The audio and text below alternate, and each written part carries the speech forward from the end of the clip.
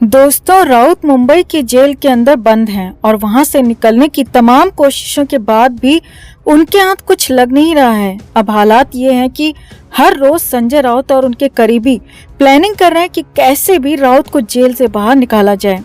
अब इस बीच अचानक सुबह सुबह सुनील राउत जेल पहुंच गए। जी हाँ, संजय राउत के छोटे भाई सुनील राउत अचानक जेल पहुंचे। वहाँ खासा बवाल हुआ। खबर यहाँ तक है कि लड़ झगड़ कर मुलाकात की बात आ रही है, जबकि इसी बीच राउत का नया प्लान भी खुलकर सामने आ गया है। तो क्या हुआ सुबह सुबह मुंबई के आर्थर रोड जेल के अंदर? कैसे हुआ बवाल? आगे क्या होने वाला है? क्या है प्लान? सब कुछ आपको दिखाते हैं, बताते हैं। आप भी वीडियो को लाइक और शेयर कर अपना प्यार और सपोर्ट दिखाएं और कमेंट करके अपनी राय जरूर दें कि क्या इस प्लान में संजय राउत सक्सेसफुल हो पाएंगे। कमेंट जरूर करें। चैनल के साथ जुड़कर चैनल को सब्सक्राइब कर हमारी आवाज बने। तो संजय राउत के लिए जेल से निकलना अब लगभग इम्पॉसिबल सा हो चला है। हालात ये हैं कि जेल से निकलने के लिए वो लाख कोशिशें कर चुके हैं, लेकिन सफल एक भी कोशिश नहीं हो रही है। अब ऐसे हालात में राउत बेहद ज्यादा परेशान हैं। उनके हालात ज्यादा खराब हैं। उनके हालात बेहद ही ज्यादा खराब हैं। अब इसी बीच शुक्रवार 14 अक्टूबर को सुबह सुबह अचानक बहुत कुछ हो गया। जी हाँ, अचानक संजय राउत से मिलने उनके भाई सुनील राउत पहुंच गए।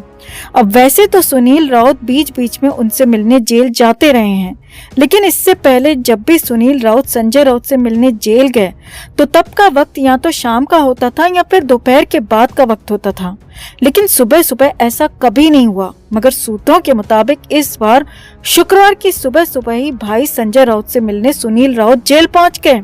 आगे देखिए, सुनील राउत सुबह के नाश्ते के साथ जेल पहुंचे थे। अब संजय राउत को घर का नाश्ता देने की परमिशन है, तो इस बार नाश्ता लेकर आने वाली टीम के साथ सुनील राउत भी जेल पहुंचे।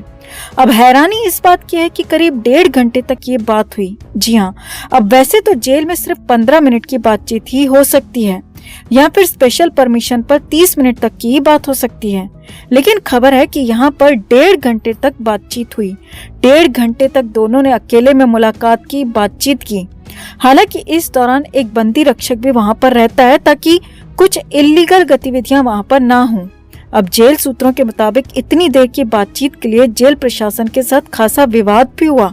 जेल प्रशासन लगातार इतनी देर की बातचीत के लिए रोकता रहा, मगर मुलाकात हुई और पूरे दिन की मुलाकात हुई। अब मुलाकात तो हुई, साथ ही साथ यहाँ पर संजय राउत के नए प्लान का भी खुलासा हो गया। जी हाँ, संजय राउत यहाँ पर जेल से बाहर निकलने के लिए कुछ नई प्लानिंग पर काम कर रहे हैं और उसके लिए ही सुनील राउत यहाँ पर पहुंचे थे।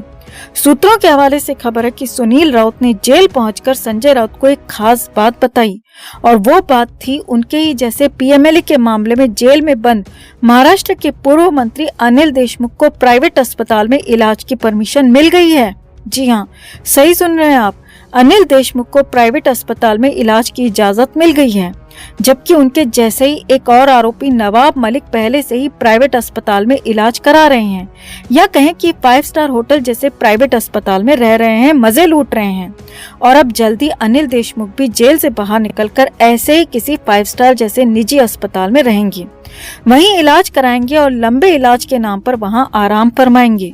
और यही प्लान अब संजय राउत का भी हो सकता है। जी हाँ, इसी को लेकर बातचीत हुई है, ऐसी खबरें आ रही हैं, मुलाकात हुई है, ये बातें कही जा रही हैं। जी हाँ, सूत्रों के मुताबिक सुनील राउत और संजय राउत अब प्लानिंग कर रहे हैं कि संजय राउत के लिए भी निजी अस्पताल में अब जाने की तैयारी की जाए। कुछ तो ऐसी बीमारी दिखाई जाए जिससे कि अस्पताल में जाने में आसानी हो, बीमारी भी ऐसी हो कि जिससे प्राइवेट अस्पताल जाने में कोई दिक्कत ना आए और तुरंत ही कोर्ट की परमिशन भी मिल जाए। सूत्रों के मुताबिक इसी को लेकर दोनों भाइयों के बीच में काफी देर तक बातचीत हुई, मुलाकात भी हुई। अब हालांकि इसका एग्जीक्यूशन कैसे होगा, कैसे सुनील राउत संजय राउत को जेल से निकालकर प्राइवेट अस्पताल तक पहुंचाएंगे, कैसे राउत के लिए प्लान लागू होगा, कब लागू होगा, फिलहाल इसका पता नहीं चला है। लेकिन हाँ, प्लान का खुलासा जरूर हो गया है, और प्लान यही है दोस्तों कि कैसे भी अस्पताल के बहाने ही सही संजय राउत को जेल से बाहर निकाल लिया जाए और अनिल देशमुख नवाब मलिक की तर्ज पर उन्हें भी प्राइवेट अस्पताल में पहुंचा दिया जाए, जो कि किसी 5 स्टार होटल से कम नहीं है। तो आपका क्या मानना है? क्या जेल से निकलने के लिए इस प्लान में राउत सक्सेसफुल हो पाएंगे? कमेंट में इसे लेकर आप भी अपनी बात, अपनी राय जरूर रखें और वीडियो को लाइक और शेयर कर अपना प्यार और सपोर्ट भी जरूर दिखाएं। तो 10 अक्टूबर को सुबह ही संजय राउत तैयार होकर बैठ गए थे। राउत को पूरा भरोसा था कि कोर्ट से उन्हें खुशखबरी जरूर मिलेगी। इसीलिए संजय राउत पूरे इत्मीनान के साथ कोर्ट में अपने केस की सुनवाई का इंतजार करते रहे। गुस्सैल स्वभाव के संजय राउत पूरे वक्त एकदम पोलाइटली अपनी बारी का इंतजार कोर्ट में करते रहे। दरअसल संजय राउत के केस की चर्चा कोर्ट में दोपहर के लंच के बाद शुरू हुई, जबकि राउत को जेल से सुबह 11:30 बजे के आसपास कोर्ट लाया गया था और इसी वजह से करीब 3 से 3.5 घंटे तक राउत को सुनवाई के लिए इंतजार करना पड़ा। खैर, लंच के बाद सुनवाई शुरू हुई, मगर एक बार फिर से राउत के वकील अपनी दलीलों से कोर्ट को बिल्कुल भी इम्प्रेस नहीं कर पाए।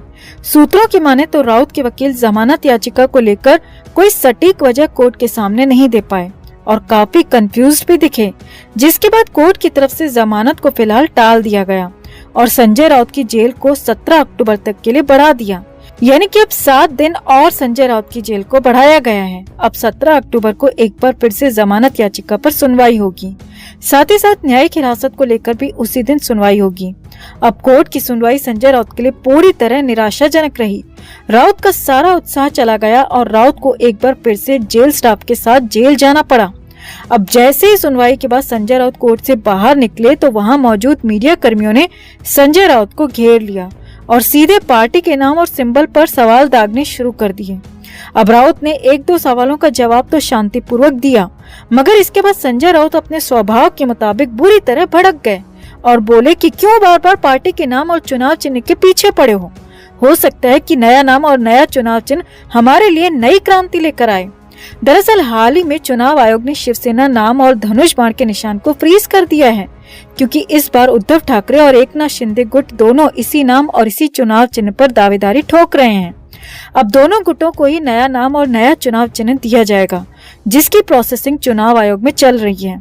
अब इसी मुद्दे के बारे में बोलते हुए संजय राउत ने कहा कि चुनाव चिन्ह को फ्रीज करना एक राजनीतिक दल के जीवन में होता रहता है, ये बहुत आम बात है, इस पर इतना हल्ला हंगामा नहीं होना चाहिए। राउत यही नहीं रुके। राउत ने आगे कहा, कांग्रेस के साथ तो 3 बार ऐसा हो चुका है और जनता पार्टी के साथ भी कई बार ऐसा हुआ।